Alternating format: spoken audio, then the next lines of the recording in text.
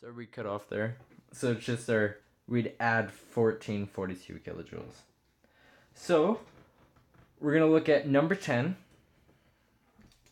An automobile catalytic converter is a technological invention for the conversion of noxious exhaust gases, for example, nitrogen monoxide plus 2 moles of carbon monoxide forms nitrogen gas plus 2 moles of carbon dioxide. And they want us to find the standard enthalpy change for this reaction to 3 digits. And it tells us our answer is a negative kilojoules. So we know from it being a negative kilojoule that it would have to be an exothermic reaction. So our final answer would have to be negative.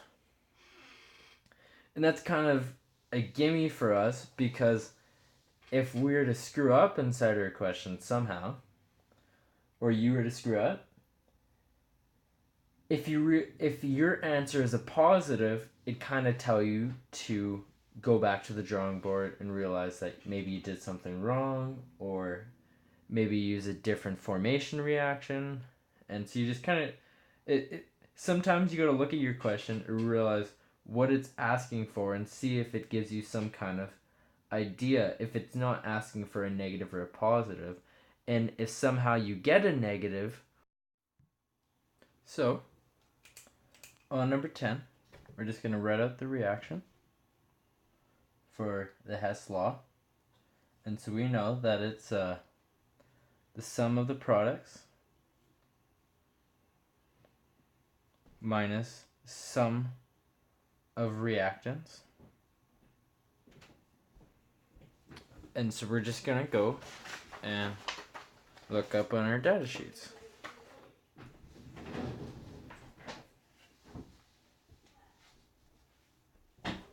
So first we're going to find our first product, which is nitrogen. And you can look all you want, but you will not find it on these formation reactions. And that's just because, remember that nitrogen by itself is 0. And the second product is CO2. So 2 moles multiplied by the delta RH of carbon dioxide, and that is negative 393.5.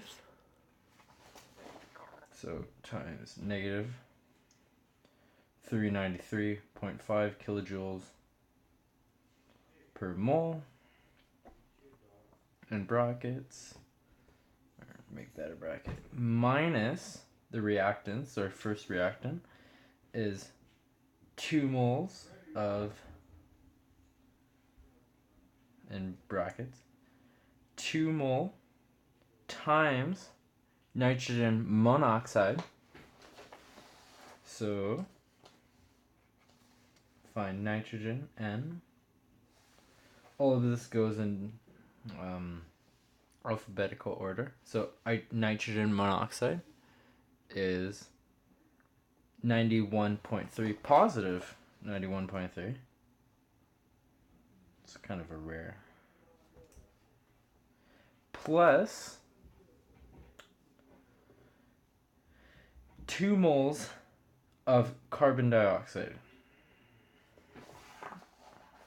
Is it CO2? Carbon monoxide, right? Negative 110.5. Negative kilojoules per mole. So we're just gonna calculate it. So 2 moles times negative 393.5 minus 2 times 91.3 plus 2 times negative 110.5. And we get our delta RH of a reaction in negative 748.6. Rounded into what we need, since it's already showing that our answer is negative, as I explained, it would just be 749, and that would be our answer in kilojoules.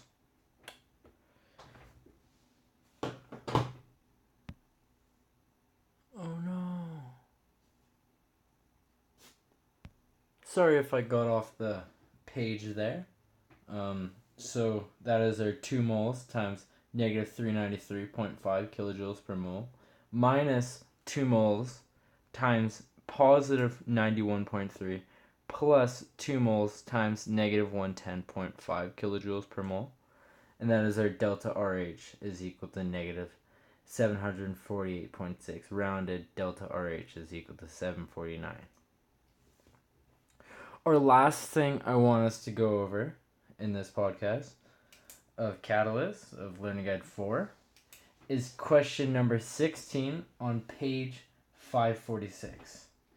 And this is kind of the whole understanding the theory, and this graph that it shows of number 16 allows us to kind of get the idea of how we can calculate some of these theories that we can't really go and calculate, like an activated energy or activated complex.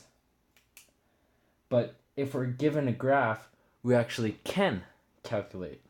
So I'm just going to show the graph. And A says, here, if I can get it on the page. A says, what is the activated energy for the uncatalyzed forward reaction? So a forward reaction means it's going left to right. And so the activated energy, we know, is the difference between the activated complex and the reactants. So that would be shown as 90 minus 40 is equal to 50. So the activated energy for the uncatalyzed forward reaction would be 50 kilojoules. So all we're going for A is 90, or activated complex, minus 40, or reactants, what it starts at, both in kilojoules, is equal to 50 kilojoules. So the difference between the two. Sorry if it unfocused. B says, what is the activated energy for the uncatalyzed reverse reaction? So we want to find the point that has the greatest activated energy for a catalyst. So this is shown by our green. And we can tell that the catalyst, even though it doesn't say which one is the catalyst or the non-catalyst reaction, we know that the non-catalyst reaction will be by far lower or shown lower than the activated complex of without using a catalyst. See the huge difference? You got it from 90 all the way to 60. So for B, we simply go 60, what it looks like, our activated complex for a catalyst, minus 40 for our reactants, both in kilojoules, is equal to, not 90, 60 kilojoules. 60 kilojoules minus 40 kilojoules is equal to our 20 kilojoules. So that is our activated energy. And that is the reason why we use these catalysts. Do you see the immense amount of difference between a uncatalyzed and a catalyzed? That's a ratio of 2.5. We have minimized the amount of energy we had to put in this reaction, this same reaction, by 250%. And this is why industries love catalysts. So C says, what is the enthalpy change for the uncatalyzed forward reaction? So we know actually that, and probably D is going to be, what is the activated energy for the catalyzed reverse reaction? No, it's not the same question. But if it were to be, maybe we do have that. Nope. Yeah. So if you look at C, the activated energy.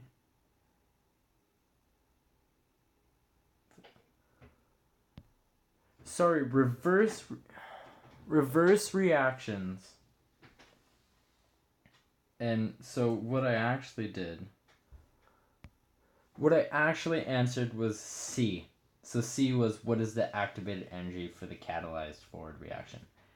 B is the reverse. So the activated energy for the reverse uncatalyzed reaction. So that would be our red, again, looking at our products all the way to our activated complex. So reverse means we're taking products and trying to make it to our reactants. So we take 0, or the difference being 90 minus 0 is equal to 90 kilojoules for that activated energy going reverse. So that'd be from products to activated complex. D says, what is the activated energy for the catalyzed reverse reaction? So that would be all the way from 60 to 0, which is 60 kilojoules. That's that from the activated complex of the catalyst and the products, because it's going reverse. So if you took a look at E/G, there really will be the exact same answer. E says, what is the enthalpy change for the uncatalyzed forward reaction? And then G says, what is the enthalpy change for the catalyzed forward reaction? And we know that if it's with a catalyst or not, the enthalpy change will always be the same. So the reactants and the products, the difference in enthalpy, so that would be the difference between 40 minus 0 would be 40 kilojoules for a catalyst or without a catalyst. F says, what is the enthalpy change for the uncatalyzed reverse reaction? And so that would be, once again, actually just like